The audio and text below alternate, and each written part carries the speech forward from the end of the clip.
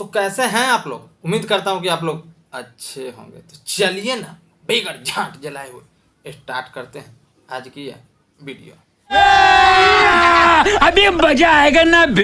का है गंगूबाई ऑर्केस्ट्रा वाली? गंगूबाई ऑर्केस्ट्रा वाली?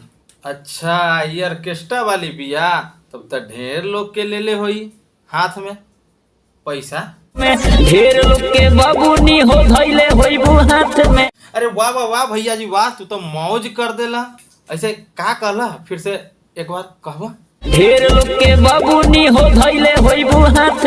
ढेर लोग के बाबूनी तू धैले होइबू हाथ में। अरे हम तो पहले ही से कहत रहनी ये ऑर्केस्ट्रा वाली है, ढेर लोग के ले होई हाथ में पैसा।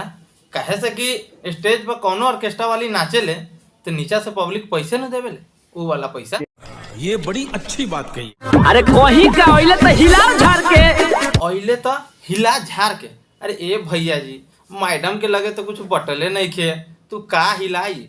हिलावे वाला सामान तहरा लगे हा, पहले निकालना फिर हिलाबा, उसके बाद झाड़ला। रुमाल रुमाल। सारा लोग के छोट होला यादव जी के मोट होला। अच्छा सारा लोग के छोट होला यादव जी के मोट होला, तो लमहर गोट केकर होला मैडम जी? सारा लोग के छोट होला यादव जी के मोट होला। ऐसे का मोट होला मैडम जी, तनी बताइबा एक बार।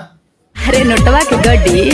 अगर वीडियो अच्छा लागल हुई तो वीडियो के लाइक कर दिया, चैनल के सब्सक्राइब कर दिया, लालका बटन दबा के चैनल के सब्सक्राइब कर दे भाई।